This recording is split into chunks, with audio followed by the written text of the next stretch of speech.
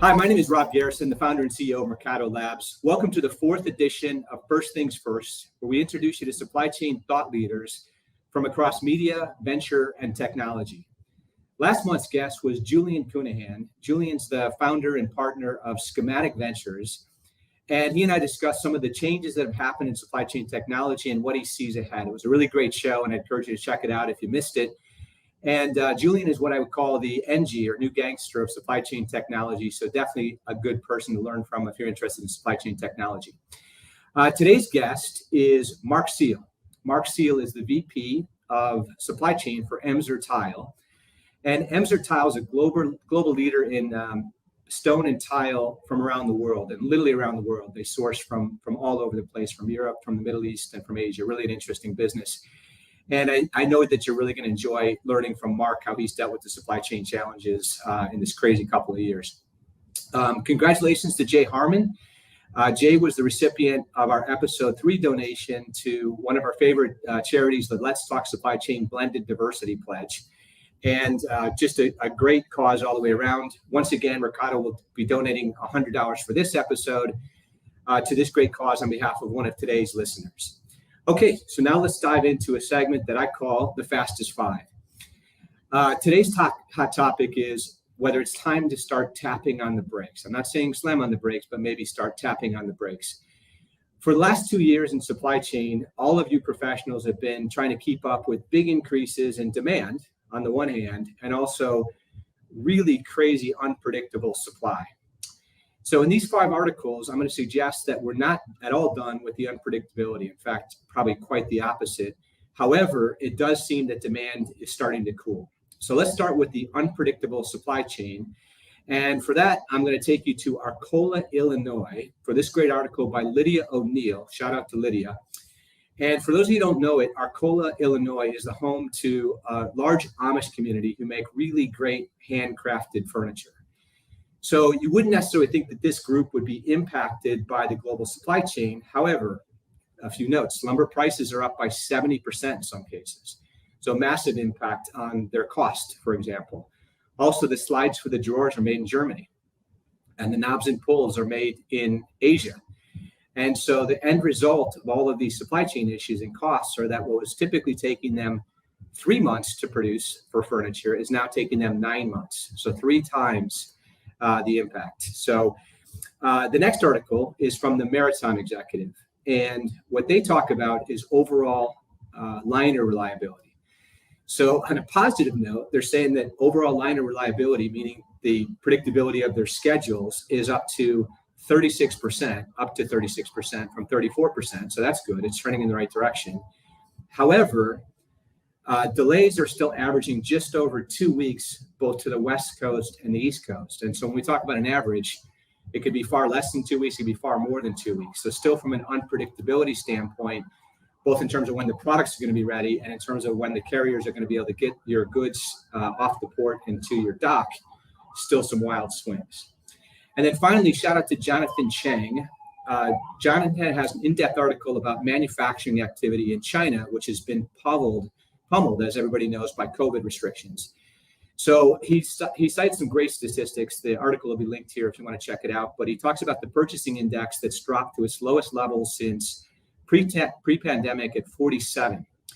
And that's well below the 50 mark. 50 is the mark that separates contraction from expansion. So we're in the contraction area with 47. Of course, it's not just the factories that are affected, it's raw materials, it's logistics, it's everyone that's impacted by this pummeling, and that makes for a very unpredictable supply chain.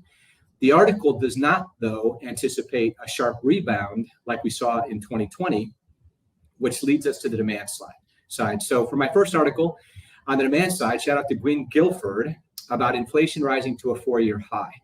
Inflation in March accelerated at the fastest pace since 1982, and consumer prices rose 6.6% in March. April numbers will be released tomorrow, but the punchline is that the more things cost, the less people can afford them, and therefore the less they're going to buy.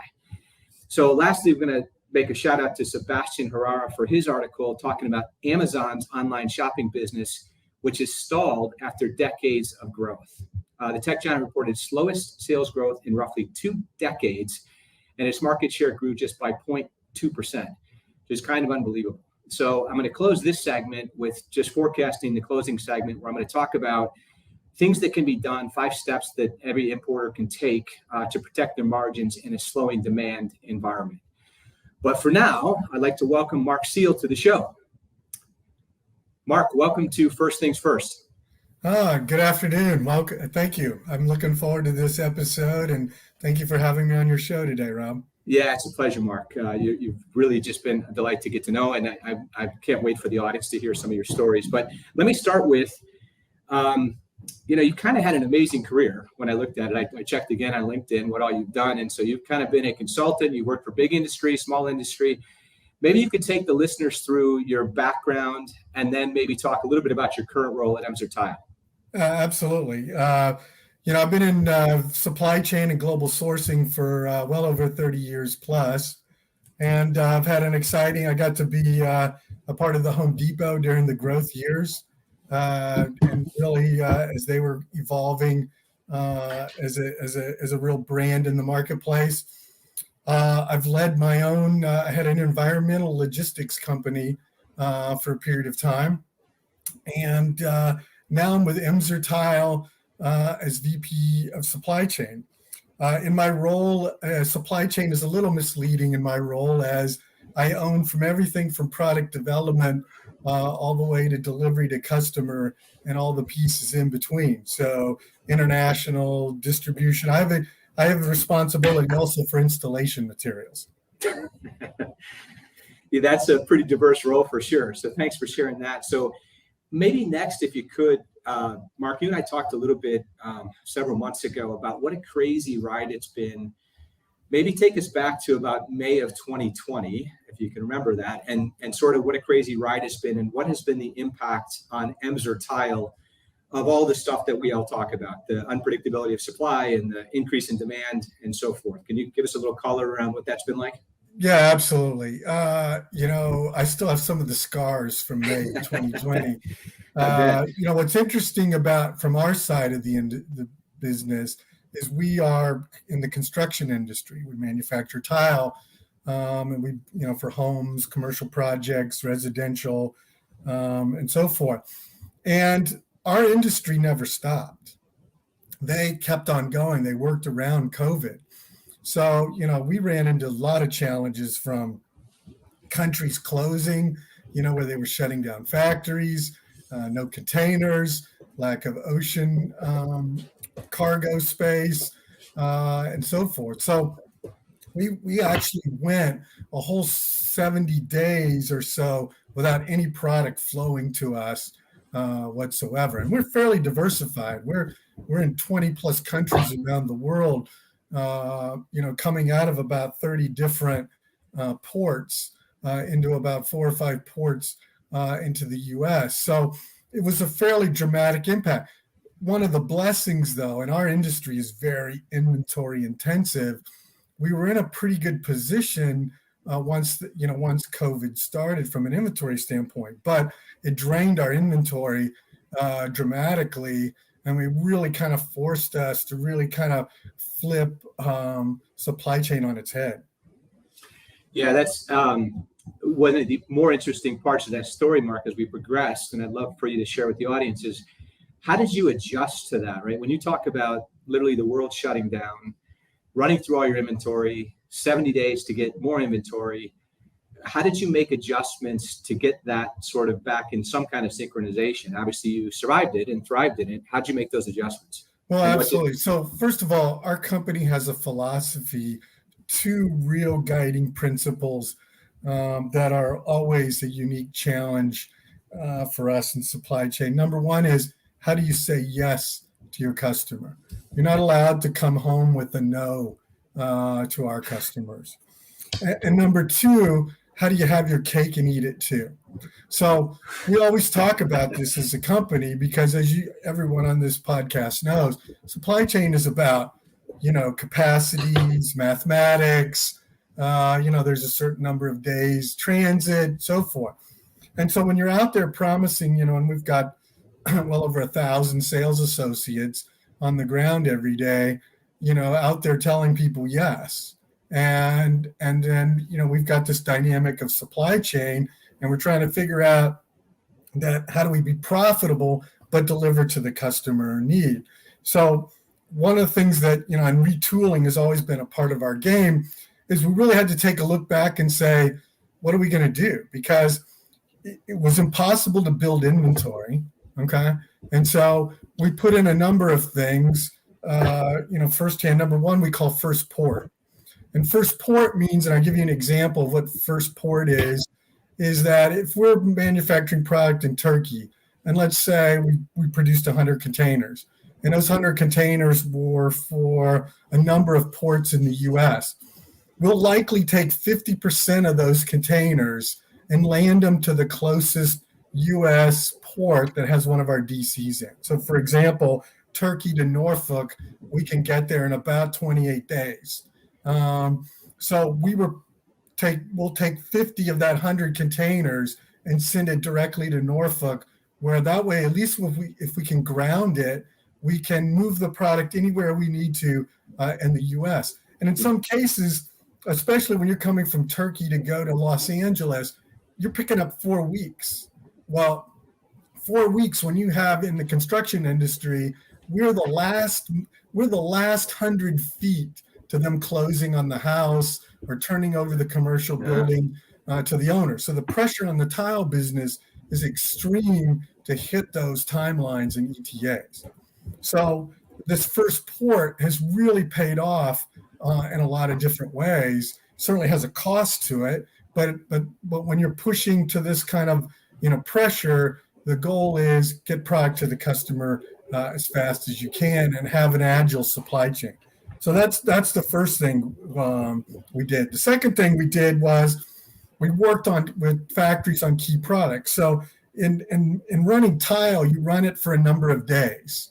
And so let's say we're going to run a product that we only really need about 4 days worth of material currently, we might tell the factory, go ahead and run that for 8 days. And by running it for 8 days, they'll go ahead and ship us the 4 days we need. And the balance of the days, they'll stock at their warehouse and wait for us to then turn around and ship it when we can get available containers. So what we really, and being an inventory intensive, industry, we had to really start to take a different look by doing some of these things. And we really changed our whole game to about flow. Okay. And I think that that's really what has been a game changer for us. And what I mean by flow, it's not really just in time. It's really more about if every 2 weeks we can get a particular SKU landing somewhere, okay, we can at least maneuver it to take care of customers. And quite frankly, we've had to make a lot of adjustments, okay, based on what customer needs what and move stuff around domestically. But at least we've been able to fulfill our customers' need by doing this. We don't think that building inventory is going to be the game that gets played for a while. We've seen transit times go from 92 days on average to well over 160 from the time you place the order with the factory to the time you're delivering it to a distribution center in the U.S. So when you have that kind of transit time growth and basically 18 months, and you have no guarantee you're going to get on a ship or that there's going to be container availability, you really start to say, okay, we got to quit looking at this traditionally, okay? And we've got to start saying about, let's just keep stuff flowing. If we can get flow, and if we can minimize that we don't have a gap larger than about 2 weeks between product flow, we can hit most of the ETAs with our customers that they need, and they really don't see any challenges from us. I equate this, my analogy is to like a duck on water. The duck is flowing along very smoothly on top, very calm, but meanwhile, the feet are moving so fast to keep up. Mark, I have so many questions to ask you, lots of unpack there, and I'm not sure exactly which way I want to take this. Before I ask you a question, though, I just want to highlight that Joaquin is tuning in all the way from Mozambique, Mark. So when you talk about a far-flung supply chain, we've got a listener from Mozambique on the line. Shout out to Joaquin. So Mark, a couple ways that I can take this, and maybe up to you how you want to take it. One is I recall that it also required you to develop sort of a new skill because you had to put your sales hat on. Yeah. You had to go meet those customers firsthand. So, that's one area I'd like you to maybe take it in for us. Or the other thing is when you transitioned from, your traditional methodologies to going to first port, having the factories stock the product, moving to a flow model, what impact did that have on your organization? Who had to change? How did they have to change? So either way, take that sales hat or operational challenges. Yeah, we'll take them both. Number one, I've always had to wear somewhat of a sales hat at Emser. So I think that having product development, up under my responsibility, I've had to pay close attention to what the customers need and so forth from a look and standpoint. We also have a director of design and trend who reports to me, and she's constantly teaching me about where things are going. And I've really had to stay kind of in touch with that. But here's the thing. We're all selling, right? And what we really have to go and sell people on, and what I had to go out and meet customers personally on is what Emser was going to do, for them, okay, all the way through its process to take care of its customers. Because remember, we're always trying to say yes to the customer, okay? And the second thing is we're trying to have our cake and eat it too. So the reality is that by going out and meeting with customers, and I urge every supply chain leader, you should be out talking to customers because in many cases, your customers can help you with insights. And that's how we came up with some things like first port and so forth, is getting insights from customers on their needs, what they were willing to do, how flexible they could be, how inflexible they might be, particular customers. And that really allowed us to help shape some of that and get direct feedback firsthand from customers. Kind of the second piece, to this whole thing is that, what we really had to figure out is as a company, how we're gonna play at a high level of the game, right? Because the whole reason that Emser we have 78 locations across the U.S. is to have local support to our customers. And so those branches are that local support. And so our supply chain has to link into how do we provide that local support. And those 78, branches, all of them get to run their business. They run their business and they tell us what they need. So I basically have 78 presidents, okay, out there running around, making decisions, saying yes to customers. Man, that's incredible. So internally, Mark, with your organization, how did you guys have to change to adjust that? I mean, your folks, I'm sure, were used to doing things a certain way for a long time, and all of a sudden you had to kind of turn your whole organization on a dime, yeah? Well, our whole philosophy has been about having inventory, right? And so the first thing we had to teach everybody is the game is no longer about inventory. And quite frankly, I think that with potential recession coming and so forth, I think all supply chain leaders need to quit thinking about and get their companies to change the measurements of fill rate and inventory levels and really start getting engaged in how you can figure out how to flow. Because the pressure on supply chain leaders, especially if indeed we go into a recession, obviously to some of the things you pointed out early on in your conversation, inventory tightness, demand that goes, diminishing demand, how to manage your inventory. It's really going to be about how you're going to flow. And you really, and so we had to teach everybody in our company about quit worrying about, are we in stock? Start worrying about what's the next arrival day. Okay. Right. And let's measure orders to the next arrival day. And we're actually going to we're about to launch a project where we're going to start to adjust our open order software to where you can see the supply chain across the water. So now you can hook orders, okay, and allocate orders to what's coming in, because the goal is we're probably never going to go, but at least in the foreseeable future, the game is not going to be about being in stock and growing inventory. It's going to be about maximizing the flow of your inventory and fulfilling orders from that flow. So, Mark, you preempted my question. I was going to ask you for some predictions for the future. So you gave us some good predictions in terms of how your supply chain is going to change. Do you have any insight or thoughts in terms of whether or not we're going to stop having such a constant dynamic around supply, right? We've been short of everything from factory space to raw materials to truck space to vessel space. How do you see the whole supply side of the equation? Not I don't mean your products, I just mean in general, the suppliers of all your services and products. Do you think that will become stable again? Because that's the second part. I think that for the next 24 months, we're in the norm, okay?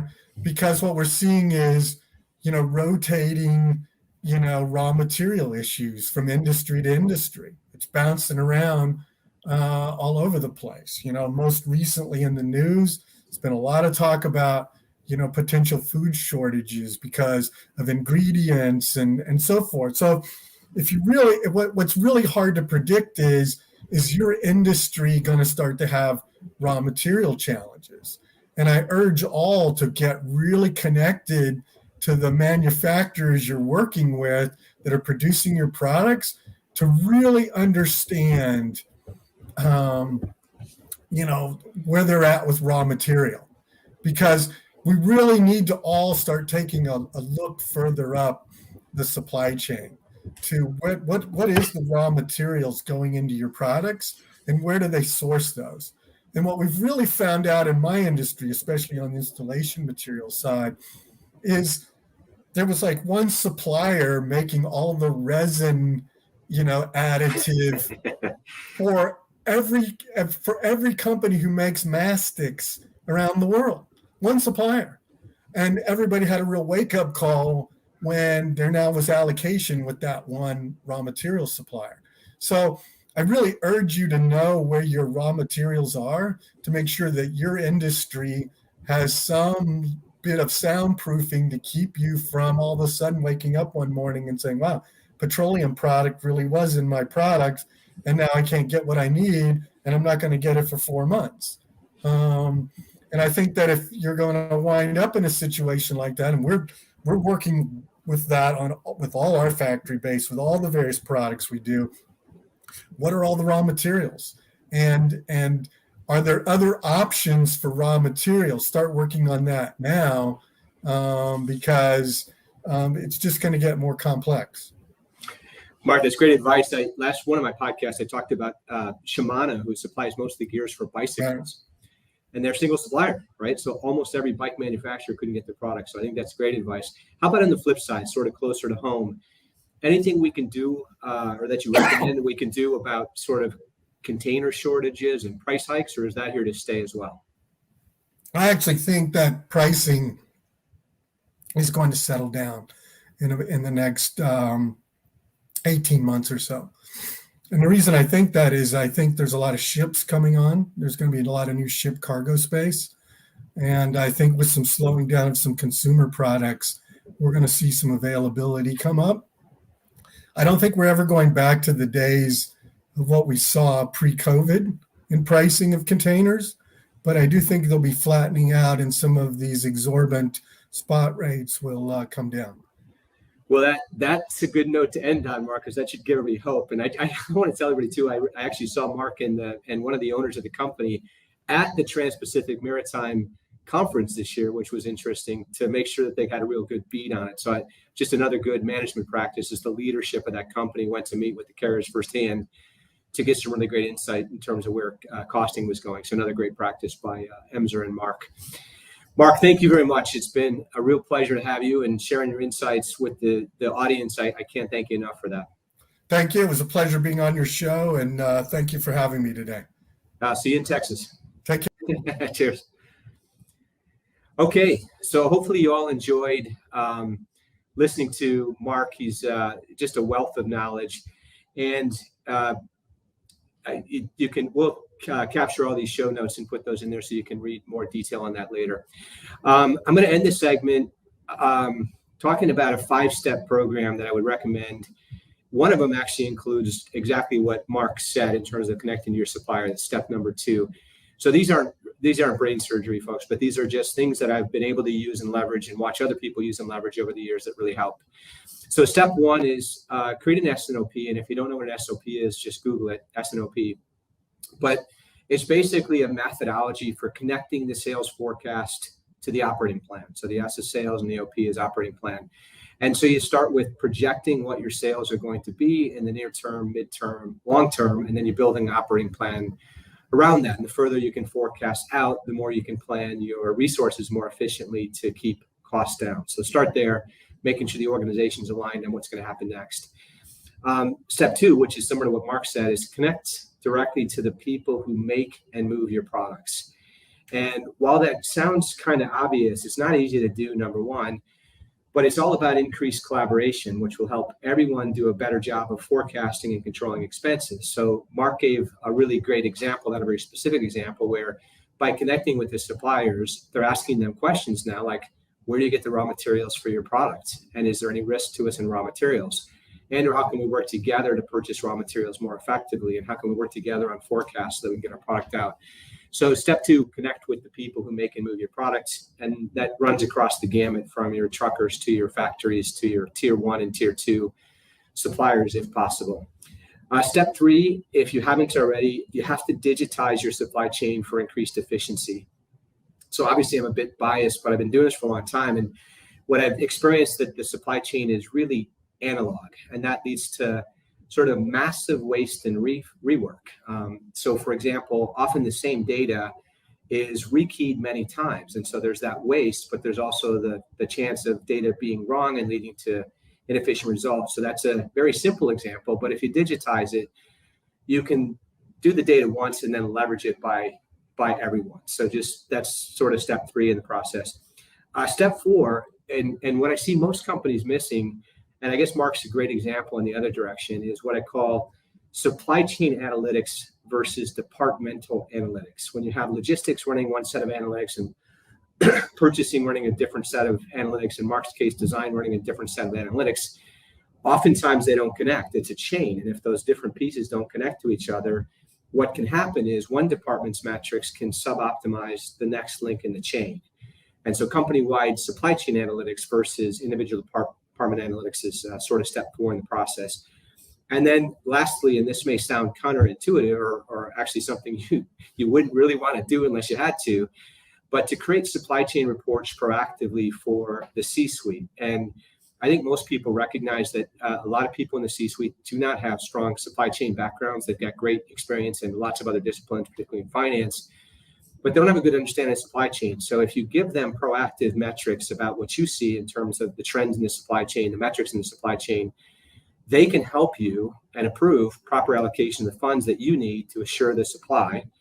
And you heard Mark talk about, for example, restocking or forward stocking inventory. So there's an expense to that, right? That doesn't come for free. If you're going to ask your suppliers to forward stock inventory, they may ask you in turn for another 2 cents a tile or something like that.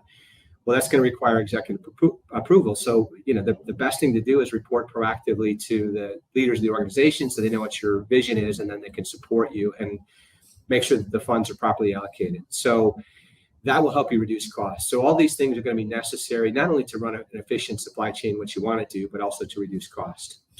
Okay, so that's it. That's our episode for today. Thank you, everyone, very much for joining us. I've really enjoyed having you here, and we welcome any feedback or comments at any time.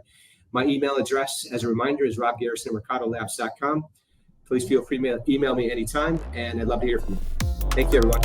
Have a great day.